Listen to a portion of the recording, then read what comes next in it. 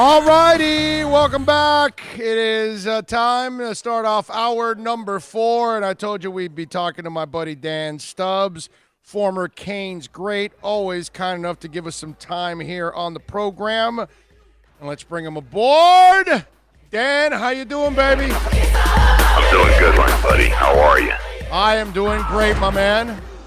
All right, there we go. A little all about the U. It's good. It's good. So, Dan, let me ask you, this weekend, is there any sentimental thing for you since the Niners drafted you? Are you a Niners fan on Sunday?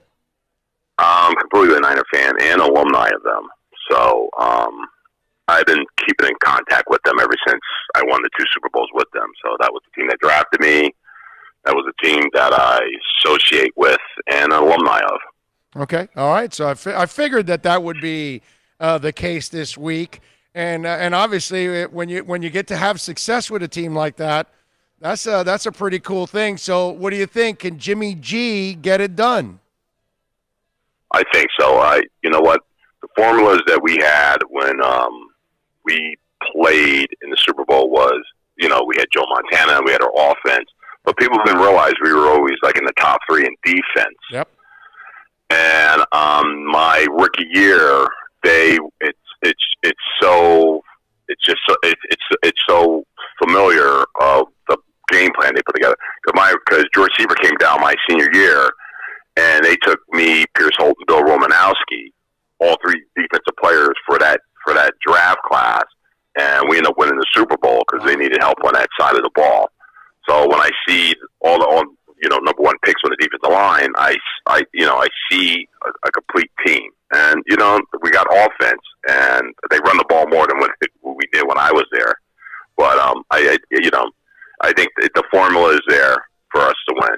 Yeah, no, Bill Walsh cared about defense, cared about the running game, cared about the passing game. I mean, he always had the balance. That's the one thing that it's kind of like those Lakers teams, the Showtime Lakers. People don't give them credit for their defense, actually. Everybody looks at their offense, but they were actually a pretty good defensive team too, and they would get some stops when they had to get stops. And it's kind of like your teams too, that in those days the stars were Montana, but if you really looked on the other side, Ronnie Lott and the boys were, rocking it out like you guys. Definitely. And that was the one thing that it was always funny. They kept showing highlight films. They're like, they don't show the defense anywhere. No. It's always the offense. And everybody, you play on the defensive side, you always grumble. But, it is what it is. Offense, I think, sells tickets, and defense is what it is. Because if you take it from the last Super Bowl, it was all defense. And my friend's like, it's going to change around. I'm like, no, it ain't going to change around. It's going to be defense to the end when you get a game like that. So, Dan, you played with Joe Cool. So is it Tom Terrific or Joe Cool? Who's number 1 in your book? It still has to be Joe. For him, my rookie year coming all the way down, the score on that last play. I see Joe just when we played Denver in Super Bowl 24, just destroy Denver. We were 14-point favorites, and I was like, that's crazy. And to see Joe just destroy people throwing the ball that way, and it's like night and day. Jimmy has to win one to become one. In my book. Yeah. No, I'm with you there, and I got to say something, man, Dan. What John Lynch has done. Because at first I was like, oh, okay, another former NFL guy who's in the TV booth is going to make the transition and going to fail like crazy, like all the other ones have. My man, he has not. He bamboozled Chicago right from the get-go with that trade, and he hasn't looked back. That guy's made every right move for San Francisco. Definitely. I was skeptical of it, too, him being a general manager and playing with Tampa Bay. And I'm like, well, what are we going to get? And then the way he built that defensive lineup and on that side of the ball to help out with the offensive side, to me, it's just been an outstanding job. He should be executive of the year in my book. Yeah. No, I'm with you there. My philosophy on this game is I know you're rooting for San Francisco, but I like Kansas City in this game, Dan, because of what they did to Derrick Henry. When they got tough enough to shut him down to 7 yards in the second half, I almost get the feeling that if you can play like that, can they do that to San Francisco and limit Breida and Mostart, because it looks like Coleman probably won't play, but limit those guys and then force Garoppolo to beat you. And that's where I say Mahomes over Garoppolo, and especially when we throw in Tyreek Hill. So you tell me why I'm wrong and why you think San Fran will overcome and win. When a lot of my friends were like, I like Tennessee, and I said it's a mindset. You're going to have to stop the run. And Kansas City had the mindset, just like if we were when I was in college playing Oklahoma, they were going to run the ball regardless. You have to have a mindset to stop the run. I think they'll take that approach to stopping the run, but also we got a completely different back. You got the back for Tennessee is a big kid, and we got slashers and cutters that can cut on a dime and make some room over there. And plus, when you're running the ball that much, you don't see you're not passing the ball. I'm like, why even throw the ball when they can't stop the run? So I see them doing that. I said they lost. I think Kansas City lost 4 games. So I've seen them get out physical and outplayed. And if they come in and they're going to spot us. They want to stop San Francisco with 21 points. Let it be. It'll be a whole different other beast coming that way at you. So I just think from a standpoint, we're a more balanced team. Can we throw the ball? Yeah. Can we put points up throwing the ball? Yes, that's been proven. So, it's more another the least possible way of beating yourself will be our way. I think you're just being balanced, running, and playing good defense with them. They do got weapons. Tyreek Hill, they got like a track team. And when I wasn't pulling for the Niners, I was pulling for Kansas City because I like to watch them play too. So it's going to be a good game. Either the Super Bowl goes 2 ways. It's going to be real tight or it's going to be a blowout. Yeah. I hate to say. Yeah, no, I can see that. It's just that for me, Garoppolo needs another one of those weapons. And you look at Mahomes, and while the tight ends are a wash because they're both exceptional, Tyreek Hill is like the ultimate difference maker out of that group. Yeah, if they can get him on Richard Sherman and you got him in man to man, you're going to get some problems. But I think they're going to put a scheme together to make sure they don't blow it over the top with big plays. Try to keep them underneath, maybe jam their receivers. There's certain aspects of the game that you could be able to do that's it was still the same when I was playing back then with the Niners. You can if you have the mindset, you play the right scheme, and you don't give up big plays, and you make them earn everything, then, I think that might be something that is a good keynote for us for San Francisco to win. Dan Stubbs, of course, joining us, a former Canes great here on the program. All right, Dan, let's switch gears a little bit here with the University of Miami. How frustrated was this season for you as a former great watching this team? I know we played a lot of people. It's like everybody else. You can't put it. We all know what's wrong. We all know the same thing. And, I thought it was promising when they played Florida and just barely lost. But, some of the stuff that's been coming out in the media about kids not, studying, kids going out the night before, right, and doing all this, and nobody's policing each other. It's just frustrating. I'm like, what hotel are they staying in where they're allowed to leave in the middle of the night? I know we stayed at the old Don Shula's place out in Miami Lakes, and there was nothing out there, and it wasn't even, nobody went out. And if you did go out and they ask what happened, we usually tell the media that, we don't hide something like, oh, it's internal matter. I'm like, no, the guy screwed up and didn't show up or he didn't play right.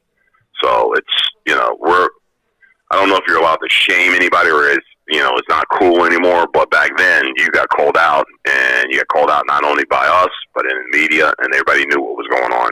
Well, you know how ultra sensitive these Generation Zs and millennials are. So if you call them out, you might hurt their feelings, Dan. You know what I'm saying? Like in our day, They could get mad at you and they could scream at you, and you know that like 10 minutes later it was all going to be water under the bridge. With some of these millennials, this thing, it stays with them forever. It like damages their psyche or something.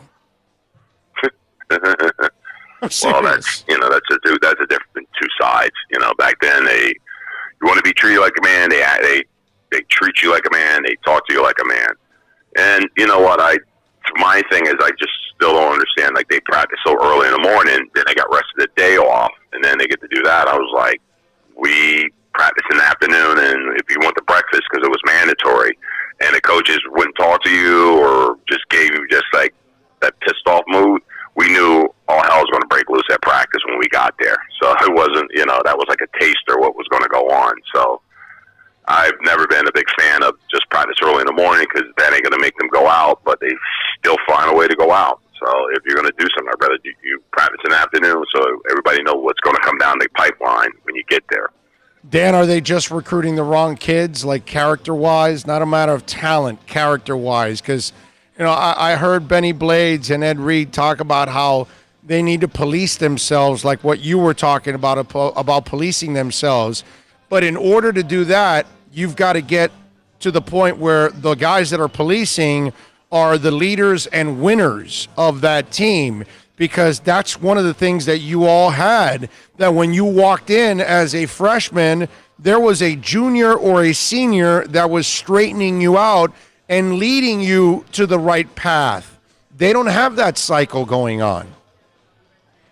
No, and that's it just puzzles me, because I was talking to a couple of friends in the bowl game. The kid Rousseau played, but the two defensive ends are seniors. Are they supposed to be going to the draft? I'm like, you're not even better than the kid who's playing, but you're going to get ready for the draft and not play in a bowl game and show no competition. Like, you know what? I'm going to do this because I just want to win. And I don't know. It just amazes me. Some of these kids with not even draftable grades just say, I'm just leaving going to the pros. And I'm like, this ain't the old Miami where teams were like, oh man, you guys are so, when I went to the Niners, Coach Walsh was like, I wish I could get more University of Miami players, because you guys you have the mentality, you're already prepared for the pro game, and your attitude is the one we're looking for as winning. And some of these guys, I don't know if they just think because they go to Miami, they think they're going to get drafted, or people are just talking in their ears. But I'm like, that's not talent. And I don't even know when the last time we had a first-round pick. Yeah. And that's how bad it is. Yeah. Where are you with Manny? Because, I was so gung-ho about Manny. I love that they hired him. I thought he was the right guy. And I'm not for firing a guy after 1 year. But, man, I got to really question what the hell's going on. So I'm just wondering, as a player, what's going on? What's going through your mind with Manny? I think he knows the tradition and the history of what goes on in Miami. I don't know if the discipline rules were, because you read so many things in the newspaper about what's going on down there. I think he wants to take a tougher stance on everything down there and be able to improve what he did. That might have been his mistakes. I remember when Coach Johnson there, we were 8-5. His first year, people wanted to transfer. It was, everything was under there. Then once Jimmy got everything under his control, under his thing, some of the Sillenberger people were allowed to go. He just got rid of them and be able to put his own print on there. And then that was a whole different other culture, a whole different other scene. From the 8-5 year, then we go to the Sugar Bowl, almost win the national championship, but we ended up losing to Tennessee. So it's, that was on the run, because we just knew what the head coach wants, what everybody else was going to do. It was a transition year, but now it was, this is Jimmy's team. He's going to put his fingerprint on everything. Were you on that team too with Highsmith and Penn State?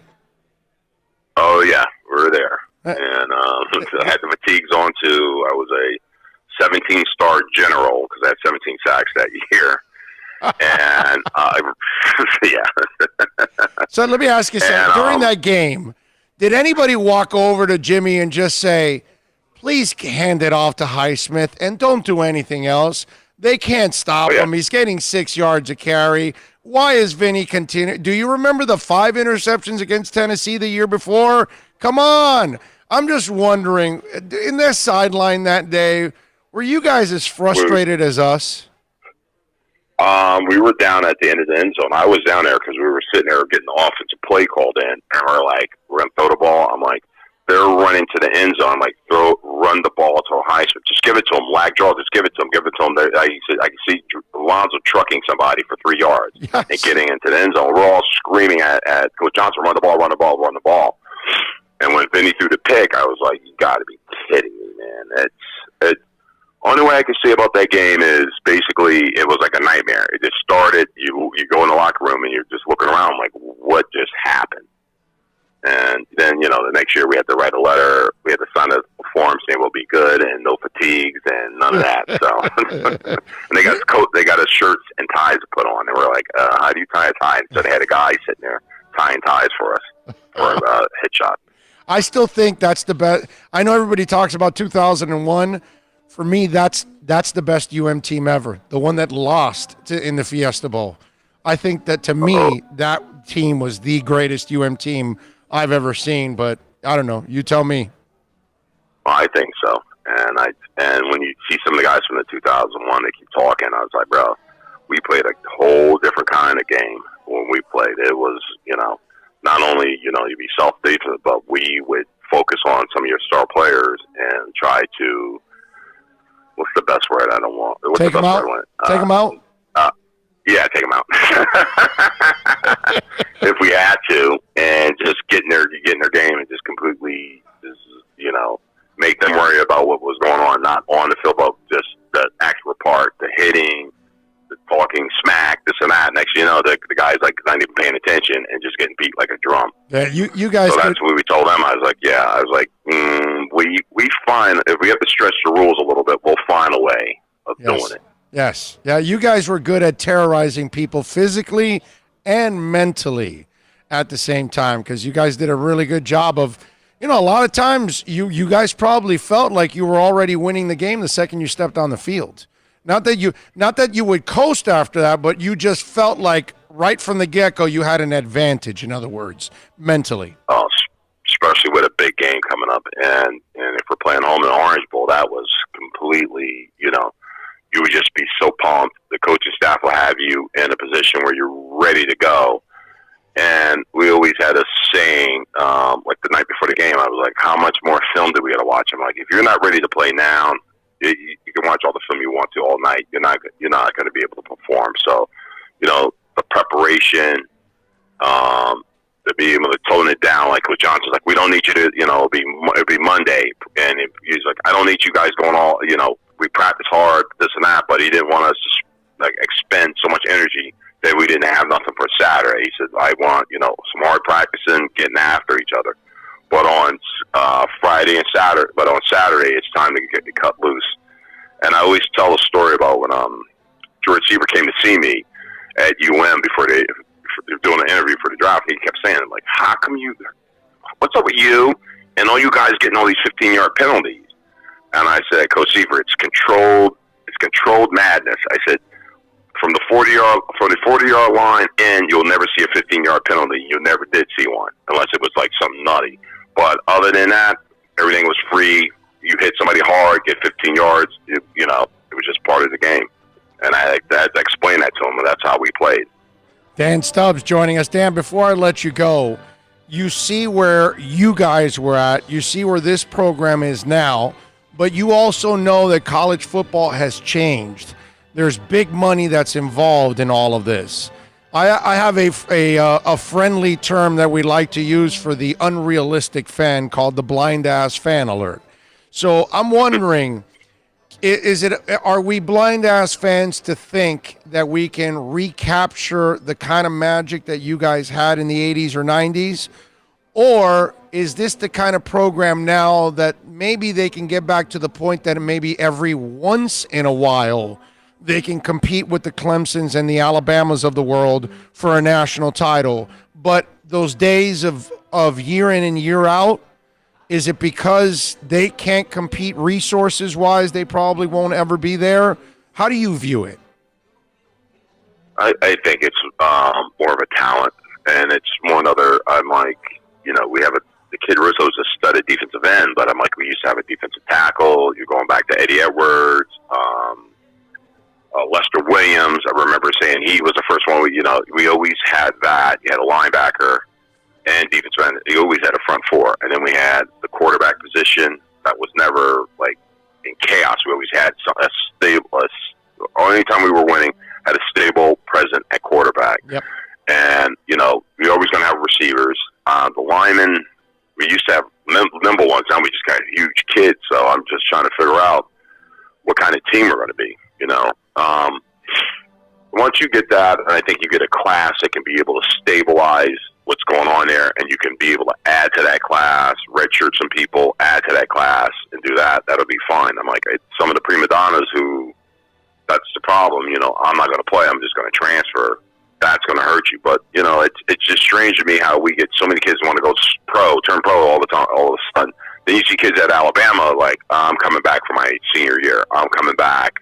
I'm a 3-year sophomore. I'm coming back for my next year to play and get a higher draft status. I don't understand how we doing through that, because I see Clemson players don't run out after 1 or 2 years and don't do nothing. They just don't. They are able to keep their talent, develop their talent, and get that talent to stay. And that's something we need to do. Let's hope it happens, my brother. Dan Stubbs, the great Kane, joining us here on the program. So Niners win in your book. Where are you watching the Super Bowl, my man? Being an alumni, you'll be able to get some good seats. So I got 2 pair of good seats from the Niners. Nice. So I'm gonna go check it out. Nice. Good for you. You'll be at the game. There you go. Hobnobbing with the corporate folks. All right. All right. Good stuff. Dan, you're the best, my brother. As always, thank you for the time, the friendship. As always, you are awesome, man. I appreciate you. Thank you, Big O. I appreciate it. Thank you. You got it, baby. Be good. Talk to you soon. There you go. Bye. The great Dan Stubbs. What a good dude, man. Cool dude. Great person. Hell of a football player. Great voice, right? That's that deep voice. He's got that voice. He's a good dude, man. Really, really good dude. And I'm serious about that 86 Canes. That to me is always my favorite team. Better than the 2000, 2001, 2001. Yes, 2000. I'll take that one over 2001. Yes. Yes, I will. 3 top 10s. Yeah, I know. In that draft, what was it, Highsmith? Which lineman? And Vinny. Top 10, 3 of them. I think Jerome was in that one. Jerome Brown. Thank you. Yes, I think Jerome was there. 3 top 10 picks, brother. The late, great Jerome Brown. I mean, but that team was loaded, too. I mean, there were several UM teams that were loaded. But that one is my favorite, because that one, Jimmy lost that championship. Sure. Nobody else. You could say Vinny threw all those interceptions, but the only reason he threw them because Jimmy allowed him to keep throwing the ball, which was incredibly stupid. Surprising that last drive, like you said, man. It was handoff left, handoff right. Highsmith, minimum 4 or 5 yards a carry. And why do you stop when you get to the 10, man? That's what I had thinking. That's why I had to ask him, because they had to be thinking because we were all saying, bro, what are you doing? From halftime, we were saying, just run the ball, bro. Don't you see how the formation? They can't even get to him by the time he gets to the line of scrimmage. It's what Stubbs says. He was going to bowl somebody over just for 3 yards. Yeah. He was getting 6 yards a carry, dude. He was killing them. I mean, when you're averaging 6 yards a carry, there's no reason to stop running. You got to think that the fact that he won the Heisman, he had the previous horrible bowl game. Here he is again to redeem yourself, right? Basically, if we had Mike Vrabel, they would have won the championship. Because Mike Vrabel understands, when I run, I'm going to keep running. That's it. I mean, Vrabel played on defense. He knows how demoralizing it is for a team to run. And make no mistake, teams find it way more demoralizing when you're running the ball down their throats than passing. It's not even close. When you can't stop them on the run, yeah, because you're beating them physically. You can see the body language after the play. They walk to the huddle. They have their head down, their hands on their hips, because they're getting their butt whipped. Yes, it's nuts, man. Tell you. Matthias Jabs, by the way, from Scorpions, for a little music talk for you. He told WRIF radio station that they've got an upcoming album. It's due by the end of the year. It will mark their first release in 2017, Born to Touch Your Feelings. They're working on a new record. He says, we have to go to Australia, New Zealand, and some places in Asia in February, but as soon as we come back, we concentrate on the recordings. We're rehearsing here in Hanover, Germany, and then we're going over to Los Angeles to record with Greg Fieldman, who is a producer and who has produced Metallica and Slipknot lately, something with a bit harder edge to it than we've recorded the album in L.A. Then we go to Las Vegas for the Scorpions residency in July, and if we're not done by recording then, we'll have a studio on hold in Vegas where we could do some overdubs on the days off. So he goes, we know we're older, but inside we still feel young and we're energetic. The shows are great. We're writing songs and playing the songs. It feels like it always has. Very energetic and powerful. We still have great ideas, good songwriting, good at the moment, and the album should be very powerful. Okay? So he goes, it's going to be heavier than the stuff we've done in the past. A lot like Blackout and Love at First Sting. I know they're crying. I mean, it's hard to recapture. That Blackout album is just impeccable, man. Impeccable. Oh, man. The other day when we were driving back from Mobile and we jammed Blackout, it had been so many years, man, since I had done that, okay? And, God, it just still sounds incredible. Yep. To this day. That album, like we talked about, Screaming for Vengeance, man. Those two, that year, you just put them on and let them go. Yep. Don't have to touch it. No doubt. Mickey D, by the way, the Motorhead drummer, continues to be their drummer also for the upcoming tour. If you get to see them wherever you are in the world watching, because we do have people watching all over the world at times. All right, let's take a break here. When we come back on the other side, we're going to talk to Evan Silva, NFL reporter. We will talk all things NFL and Super Bowl with him next. All righty, it is time to talk a little NFL now. Evan Silva from Establish the Run is kind enough to join us now on the program. You can follow him on Twitter like I and so many others do at Evan Silva. Let's bring him aboard. Evan, good afternoon, my brother. How are you doing? What's going on, partner? Ready to talk some ball with you. All right, I like it. So let me ask you, first of all, before I get into the Super Bowl, what are you thinking about this 17-game schedule stuff that they keep throwing out there? I know that, Sherman thought it would be tough to pass. You tell me what's going to happen with this. Yeah, I don't really have a great read on it, to be honest with you. Whether or not it's going to pass, I think that a guy like Richard Sherman would have a lot better insight into whether it does. I mean, you know, it's going to create more revenue for the league. The league is doing really, really well. I don't think that the league needs to add an additional game with how profitable just every aspect of the NFL is. And I'm like a big supporter of preseason. I'm probably in the minority on that. But I think that preseason is really beneficial for the players. I actually enjoy watching preseason games.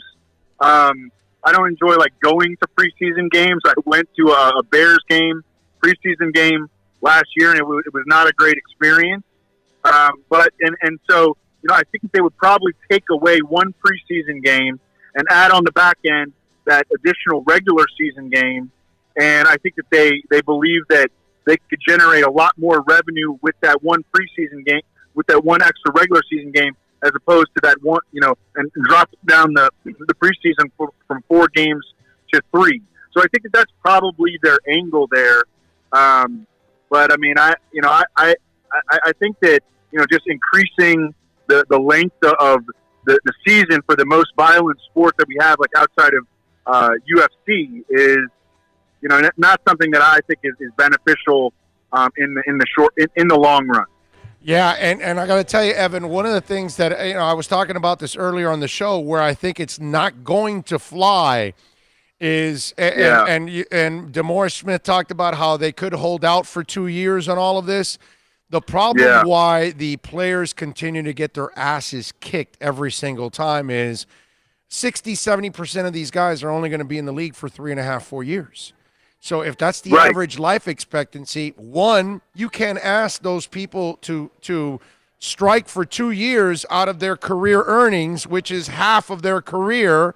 You know what I'm saying? Or the mindset of Yeah. all these other guys, because a Richard Sherman and a Tom Brady and a Pat Mahomes can think long term. The problem is 70% of their locker room can't think long term. They have to think of, I got to get what's mine now because that's all I got. And that's the problem that they run into. They have too many people in that union that have an agenda one way and others that Right. have an agenda the other way. And that's where the fully guarantee kills you as a league. Look at what happens with all the other sports, even hockey, that's the lesser sport, but their money is guaranteed. Yeah, absolutely. And and it would hurt me personally if the players went on strike. So I'm not speaking like from a biased standpoint here. I Right. think the players should go on strike because I think that they have been just ground down so much. They just have so little power, and the only way they can generate leverage is to strike. So I mean, look, I hope they don't miss regular season games, but I think they need to really stand up for themselves. And I think that potentially going on strike may be the answer. I don't know. It's going to be interesting to see what happens when they have to go back to the bargaining table. All right, so you tell me, Evan, does Drew Brees and Tom Brady go back to their respective teams? What do you think happens? Well, I think that this is it's going to be something that it's going to really heat up around the combine. I think when all the executives and the coaches are all kind of in the same place, and that's when we start to hear like rumors and reports kind of trickle out. Things happen at night.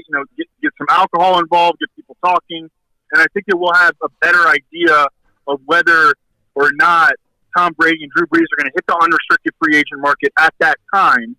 But as we're speaking today, I still think that the best bet is on both of those guys ending up back with their longtime teams on short-term deals, maybe 1 year deals. The thing is that the Patriots, all they have in the pipeline is the 4th-round pick Jarrett Stidham, who actually did look pretty good last preseason. But I mean, he's still a 4th-round pick, and wow, that would be going out on a real limb for them to attach their next several seasons to Jarrett Stidham. So I think that Tom Brady is likelier to be back with his team than is Drew Brees, because in New Orleans, in the pipeline, they have obviously Taysom Hill, who is 29 years old, by the way. I mean, he's not like a super young cat. I mean, he's not like, I know he just came onto the scene recently, but I mean, he was old coming out of college. And I mean, I think that they're going to want to give him a shot at some point. He's actually a restricted free agent, so they will assign a tender to him in order to retain him. It'll probably be about a $4 million tender to retain him.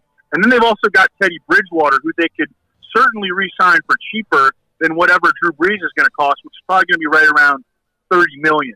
So if I had to bet on one of those guys to return to their longtime teams, I would say Tom Brady, because of the other options that the Saints have. All right, good stuff. Evan Silva joining us here on the program. You can follow him on Twitter at Evan Silva. All right, let's get into the game here in my backyard, my brother. What are you looking at right now? Yeah. Kansas City favored by 1. How do you see it? Well, the spread is right around a point or a point and a half. Last time I checked, which was yesterday, and I think that is pretty. I think that's accurate. I mean, there's a reason that spread has not moved a whole lot. It's really it opened like right around a pick'em, and it's right around. I think it's 1 point right now. So the sports betting market, which tends to be pretty efficient, is basically saying it could go either way, and I think that that's true. I think that I've kind of thought since about week 15 that it's the Chiefs' year. that this is going to be the year that Andy Reid kind of gets the monkey off his back. That Patrick Mahomes, the best quarterback in the game, is able to lead his team because they kind of all got healthy at the right time. You know, Patrick Mahomes dealt with that early season ankle injury, and then he had the fracture, dislocated patella, his kneecap, and it came back. I mean, he's run for over 100 yards so far in 2 playoff games. He's 100%. Tyreek Hill had the shoulder injury early in the season, and he's been 100% for a few months at this point. Eric Fisher, their left tackle, missed a bunch of time early in the season. He's ready to go. The only guy that they really have that's really banged up right now is Chris Jones, defensive tackle, and he was able to play in the previous game. So I think everything has kind of come together with them. But I think that the 49ers are going to be able to score on the Chiefs, especially in the middle of the field where the Chiefs linebackers can be attacked. And they can be attacked by Deebo Samuel. They can be attacked by Emmanuel Sanders. They can be attacked by George Kittle and Raheem Mostert in the running game. So I think it's going to be a high-scoring game. My lean has been toward the Chiefs just because I think it's their year. But I really do think that the sports betting market has it right that it could go either way. I'm just anticipating a really good football game. If Kansas City got tough enough to shut down Derrick Henry, can they get tough enough to shut down San Francisco and then force Garoppolo into a shootout with Mahomes? It's maybe the key to the game. This might be the key to the game. The Chiefs actually, if you look at their season-long run defense, like metrics, not good against the run, right? Right. But over their last 6 games, down the stretch, they've held opposing RBs to 3.9 yards per carry. We saw what they did, as you mentioned, to the Tennessee running game, which was just a freight train in the previous 2 months entering that game. And they made adjustments. Like in the first half, Derrick Henry was getting his. But in the second half, the Chiefs were able to get a lot of backfield penetration and make sure that he didn't get that first step. And that because every time that he was just he was falling forward for gains of 4, 5, 6, 7 yards in the first half. In the second half, they started gaining penetration and getting in the backfield. And the Titans run a lot of that zone running game that the 49ers do. So I think that they're going to see similar offensive run concepts. But this is a Kyle Shanahan running game, and he learned it from his dad. And I mean, they have excelled with so many different backs, and they use a lot of different concepts in the running game. So it's not going to be. I mean, again, this is going to be the key of the game. I really do believe that, and I think that at the end of the day, the Chiefs will be able to contain the 49ers running game just enough so that it doesn't, kill them like what we saw happen to the Packers. So what do you tell the wagering public there, Evan, with Kansas City favored by 1 and the over and under is 54? What do you think there? I'm thinking the Chiefs side and the over. Okay. Of course, it's been bet in that direction. So that's kind of where the money has been going. Like I know the total opened at 51. I saw it at like 54.5 yesterday in some spots, and it opened as a pick'em, and it's been bet toward the Chiefs side just a little bit. So that's kind of going with the betting market. It might be it might be the kind of the square side, but because it's been bet in those directions so far, so you're not getting like equity on the opening line. But that's probably where I would lean right now. All right, Evan, tell them about Establish the Run and what you guys are doing. In fact, tonight you're doing a little something. Yeah, EstablishTheRun.com. That's where I write about daily fantasy and sports betting with Adam Levitan and a very talented crew of writers. You can check us out at Establish the Run on Twitter, EstablishTheRun.com. And we're going to be having a ton of XFL content soon. Right after the Super Bowl, we're going to jump right into XFL coverage. So if you want to come try to win some money playing DFS or sports betting on the XFL, come check us out at EstablishTheRun.com. There you go. Evan, thank you for taking some time, my brother. We really appreciate it, man. Evan Silva, follow him on Twitter at Evan Silva, and go to the website, EstablishTheRun.com. Evan, enjoy the game, my brother. Look forward to doing it again. You too, my brother. Take it easy, man. You got All it. right. There you go. Evan Silva from EstablishTheRun.com. All right. Good stuff there. You also got to thank Dan Stubbs, too. Yes. Mr. Edwards also. Nice finish, man. We tried, my brother. We tried. We thank all the great people out here, man. Steve Ostrov, Herbie, Eddie, all the awesome people out here. Sonny out in service. Everybody out here. There's so many people out. It would take me like hours just to name all the employees here. Just hours. I'm going to tell you what, man. This place is cranking. Always. Like at 9 in the morning. Yes. Man, there's like 20, 30 people here. Yeah. And I'm not talking people who work here. Yeah, no. I'm talking people looking to buy a car. No. There's easily 20 people there waiting just for their cars now. Incredible. Yeah. It's awesome. But then again, when you have that many cars, you can put up that many, great deals, and then you give a selection that is freaking amazing. Their service center is bigger than half the dealerships in town. The service center. Okay? I mean, the service center has 8 lanes. Yeah, they don't mess around here, man. Everything 8 lanes. Everything is. It's ridiculous. I mean, the place is just, it's a mall. Seriously. Well, it dwarfs a mall sometimes, too. 400,000 square feet. I mean, this thing it's ginormous, man. Really. So we thank Craig Zinn and all the amazing people out here for making it nice and easy. Tomorrow, we're going to be broadcasting live like we always do at Craig Zinn Acura. Today is Toyota. Tomorrow is Acura from 9 to 11. And then we'll be out at Hialeah Park 1 to 4. How about that? We got it all going on, baby. Bill and John, as always, excellent work by you guys. We thank all of you out there for tuning in, watching, supporting, all of that. We appreciate it immensely. We will see you tomorrow, baby. 5 hours of cranking. Sunday, we're going to be on Mad Dog Channel 82 from 3 to 6:25, getting you ready for the Super Bowl. We plan on some big Super Bowl coverage, so I'm looking forward to breaking that all down and talking Super Bowl for a couple of hours with you guys. Thanks to Evan Silva and all of our guests here today. We will see you tomorrow. Same time, same places, same bat channel. You be good out there. Have a good evening, guys.